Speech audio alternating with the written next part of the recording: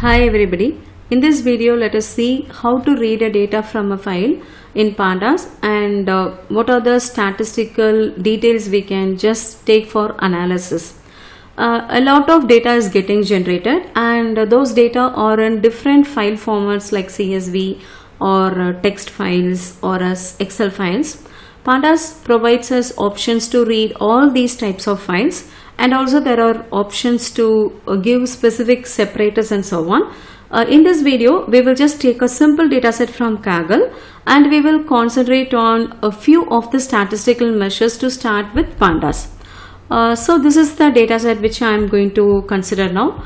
There is student performance in exams, and when we look at this dataset, it is going to have details about marks secured by the students, and it is basically done. Why this data is available is we can see the influence of the parents' background, test preparation, etc. on the student performance. So when we look at the CSV file, I have opened it in WPS like Excel, equivalent to Microsoft Excel. I have opened it. We can see what are all the attributes present here.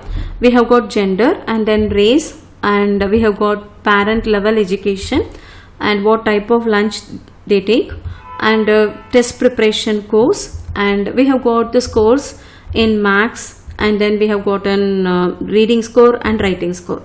Now we are going to use Pandas to do some basic analysis in this.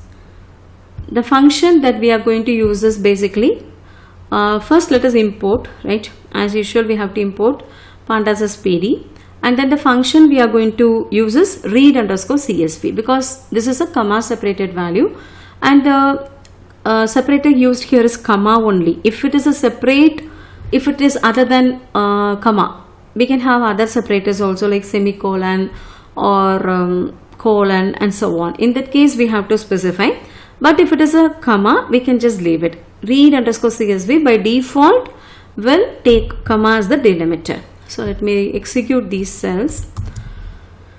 Yeah, but before I execute this cell, I am in Google Colab. I have to upload the data. Actually already I uploaded, but I'll just show. We have to click on the upload button. It will take to the file location in our computer. We have to choose the file and give OK. Actually there will be a warning message stating that the file will be cleared once this runtime is gone, right? So if you are doing in Colab, and if you are new to Colab, you must know that once you close this window and do some other work, after that if you open, this file will not be there because a new runtime will be created. Once again we have to upload. If you want to have a permanent storage and so on, then we have to put it in a Google Drive, and we have to connect to the Google Drive, and then we have to give the file location. That we will see it in a separate video. Now we will just upload it in the temporary runtime, and we will see the basic operations that we can do with Pandas, right? So I am reading the file. Fine. I am using the read CSV of Pandas and reading the file. A data frame will be created automatically. So the name of the data frame that I have created is students, and I am going to display first few records, right? I am going to use the head method, head function. This head function will display the first 5. By default it will display the first 5 records of the data frame, and this head function will take a optional parameter, that is the number of records it has to display. So if I give a 7, then it will display 7. If you want 10, you can give 10. If you want 2 only, then you can give 2. If you want to customize the number of records that is displayed, you can do it. Otherwise by default it will display all 5 records.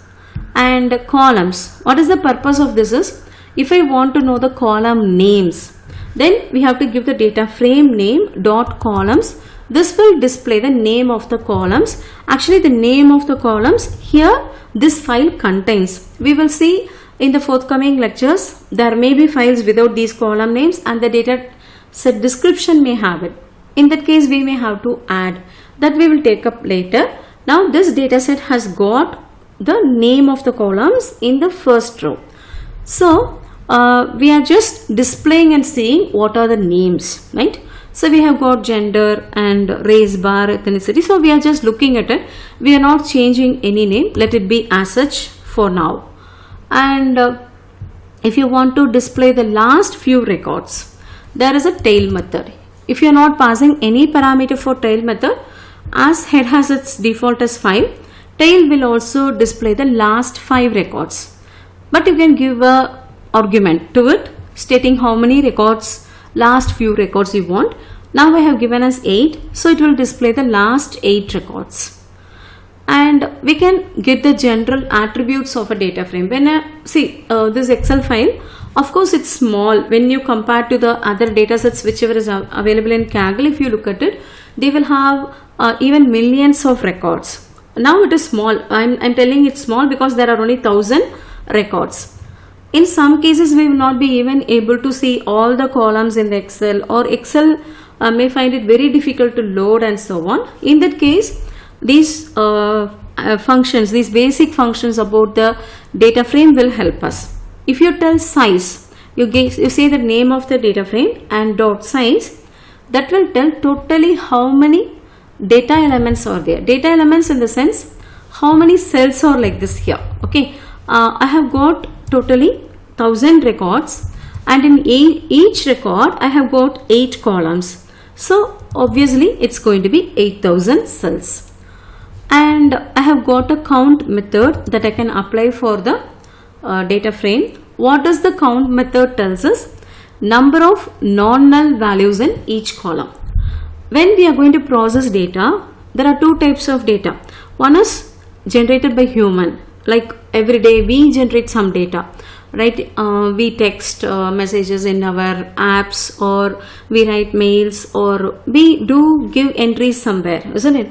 But apart from this, a lot of data is getting generated by machines and lot of sensors and so on. So when machines are going to generate the data, and a lot of transactional data is also maintained. When the data is over network, there is a chance that it may get corrupted and there may be null values also, right? Now for this session I have just taken a very simple data set where there are no null values, but in the forthcoming things we will see how there are null values, how to handle and so on, right? So when you are going to tell count will display how many columns, right? Totally there are 8 columns. For each column, how many non-null values are there? Now if you look at it, 8 column names are displayed and there are no null values at all, right? As I told you, I have taken a very simple data set for now. And shape is going to tell how many rows and how many columns, obviously 1000 cross 8. And endem will tell the dimensional. Mostly we will be working with only 2-dimensional data. It is showing us 2. And next is info. This is a very important function which will give a overall idea about the data set which we are working with. So let me change. I have to give students. Yeah, students.info. This will tell the data type of the column and so on, how many null values are there and so on. We can see here the first column is gender and 1000 non-null values are there, and also you see the data type is object, right? Why it is object is because it's basically like a string. We do not have string in pandas, we have string in Python, but those string data types will be represented as object in pandas. And then race, ethnicity, those also going to be object. Parent level education also object, and lunch also should be object, and test preparation course also should be object. But look at the scores, they are basically numbers, right? And you will see that they are in 64. So basically 64 bits are going to be there, or 8 bytes are going to be given. That's how the marks are being read. These are the data types. So info will give overall idea about the data frame, the data types of the columns and so on. We can also get statistical description about the data frames. We have got a describe method.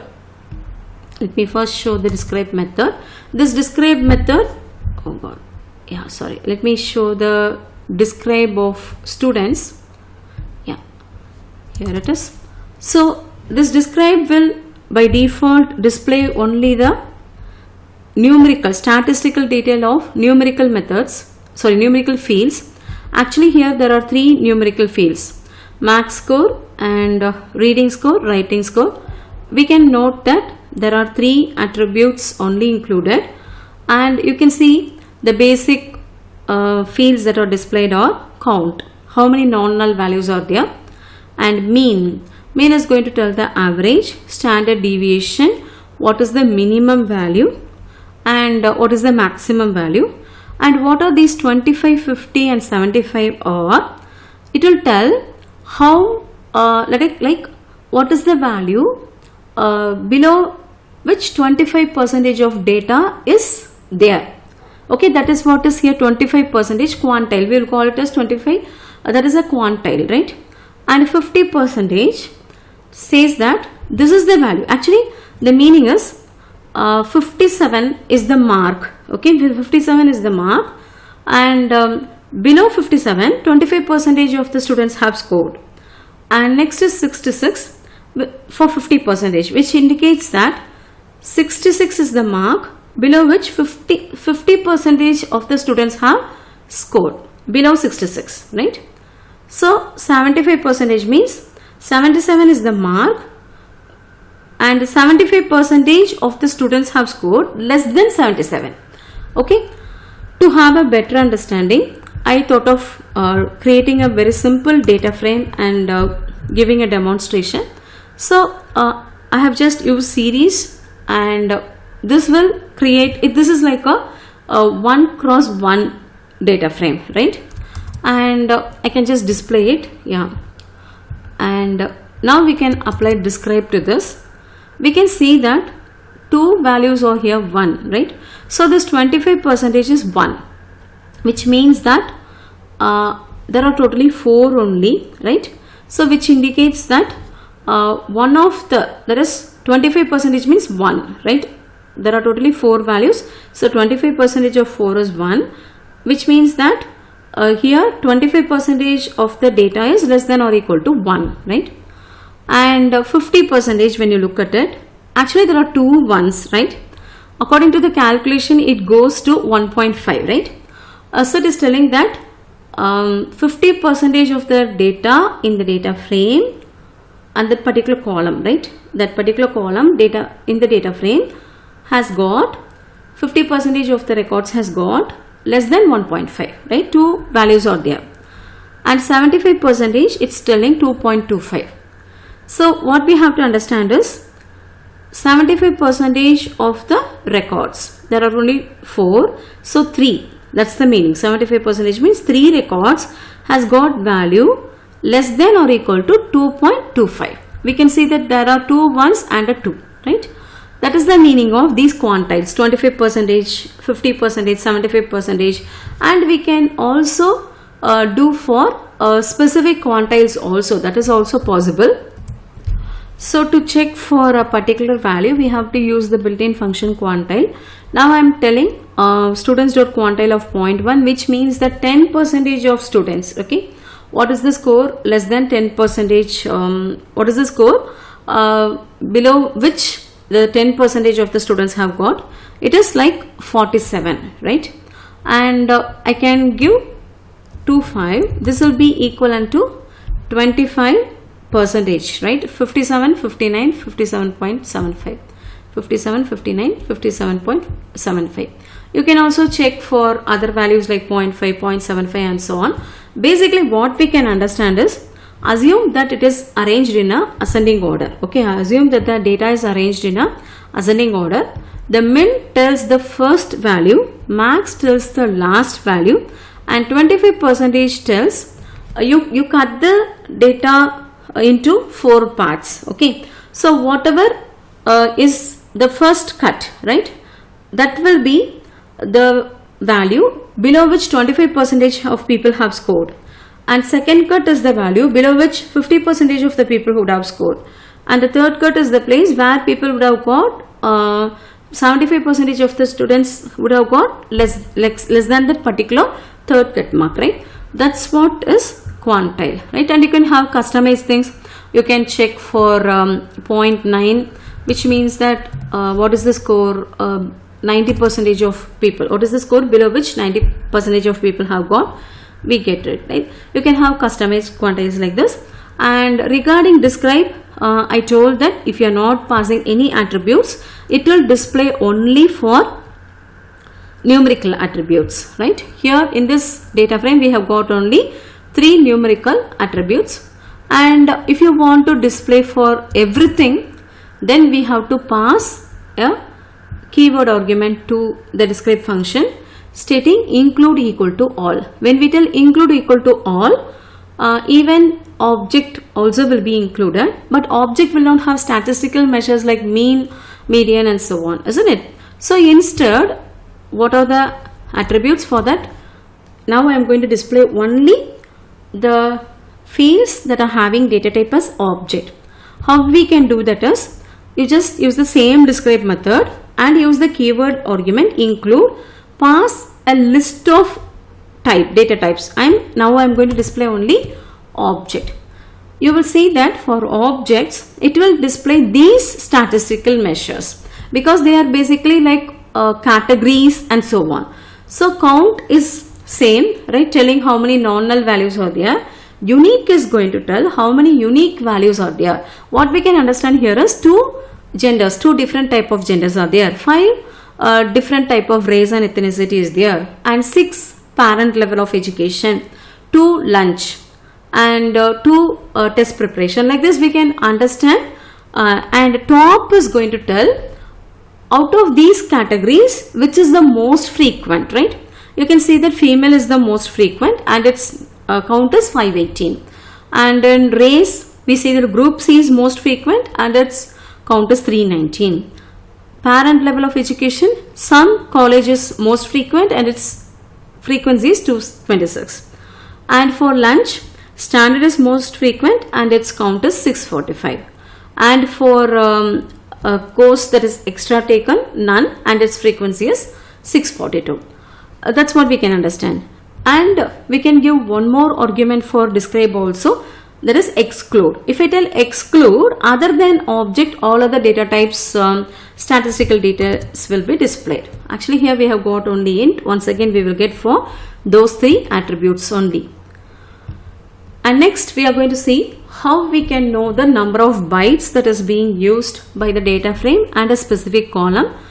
For the data frame we have got an option like memory usage. If you use that, it will display for each and every column of the data frame. Index is using 128 bytes, and gender index is automatically introduced by pandas itself, and it's like a serial number but it starts with 0. Okay, and if you want to know for a specific column, we can give within the square brackets the name of the column within quotes also, and then give n bytes. This will tell how many bytes is being used by that particular column. So math score is consuming 8000 bytes. And now we will see how to access the entries in a column, all the entries, right? Suppose if you want to display all the column, all the values in a particular column, then either you can use a pair of square bracket and the name of the column. This is one way. Other way is you can also use dot, but the problem when we are using dot is you should not have a space in the column name. Okay, there are 2 methods by which you can access all the values. One is using square brackets or using dot, but when you are using dot you cannot have a space, that will not be allowed. So field names without space I can use. Now I am just displaying all the column names. I see that there are spaces here and all. I am now going to display lunch, right? So if I display, I can see, but I will not be able to display this using dot probably. Yeah, because there is a space, I will be in trouble, right? But if I use square brackets, that's fine, because when we are using square brackets, we are going to enclose the column name within quotes. That's not a problem. And we can rename the columns also, right? Next, we are going to see how to retrieve a row. If I want to see a particular row, a record, there is the first record or the second record and so on.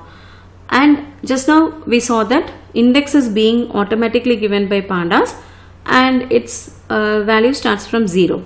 So if I want to display the first row, then how will I do is I have to use this ILOC. ILOC is the function which will help me to display a particular row. I means it is going to use index, right? And I am using the normal index introduced by pandas, that is 0, right? So it will display the first record. Okay, you can see here it is female, group B, bachelor's degree, and so on, right? That will get displayed. Suppose if I am telling 4, right? 4 means the fifth record should be displayed. This is the first record, second, third, fourth, fifth, right? We can see, yeah, it's male, group C, some college, standard, yeah, 76, 78, 75. Yes, that's how we can access. And we can access a particular data in the sense, I mean, if I want to access this particular cell, how I can do it? There are two methods. In the first method, we are going to use the indices used by pandas internally, right? In that case, I will be using I, right? Internal index, if I am going to use, I will use I. So I at 0, 1. So it means that the first row and the second column, right? Here I mean first row is this, second column is this. Let us run and check. Yes, it is group B. Suppose if I want to access this, then how should I tell? This is first, second, third, fourth, right? 4 means third row, that is index will be 3 since it starts from 0, and this is 0, 1, 2, right? Let me tell 2 and see, yes, it's displaying associates degree. Okay, so that's how we'll be referring. But there is one more method also where we can use the column name given by the programmer. Actually, indices can also be given. We will be seeing in the next example. We will just now use the built-in index, because why I didn't add user specified indexes, I do not have a column at all. If I had a registration number or roll number, something like that, then I would have used that as an index, but I didn't have anything like that. Even I do not have the name of the student, so I couldn't do that. I just stick on to the index given by pandas for the rows. So but I have got column names. I am going to use the at function. When we will use at function is when we are going to use the column name or the index that is given by the programmer itself. Right now we are going to tell 1 comma parental education, right? So when I tell 1 comma parental education, 1 is actually the index. I do not have a choice, the index given by pandas only, and I have used the column name as parental level of education. So I can refer like this also. For this I have to use the at function. I at means internal index, at means we can have our own user defined index also. Next we are going to see how we can see the unique values in a column.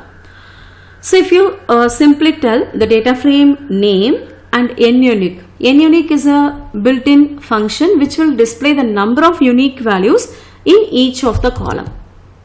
So yeah, here you can see 2 unique values. Actually we were saying these numbers for object data type when we were displaying the statistical thing described, right? Here we can see the number of unique values that are present, and if you want to see for a particular column, that is possible. Just give the name of the column and give unique. You will see all the unique values. Here actually NUnique will display just the number of unique values, but if you are going to tell unique, this will display all the unique values itself, right? Since for marks it will be very high, I just displayed for parental level of education. You see it's bachelor's degrees, some college, and so on. And if you want to print the number of times a unique value has come, that is, now we have got 6 different parental level of education. Suppose if I want to know how many students had their parents level of education as bachelor's degree and how many students had as associate's degree, how many students has had as high school means, then I can use this value counts function. This will display how many records were having this value, right? So here in this session we have seen about how to read a file and how to just see what are all the fields that are present and how to analyze the basic statistical analysis of data we have seen in this lecture. I'll be sharing these notebooks in the GitHub, and the link will be given in description box. You can just go through and you can try your own way of working. Thank you.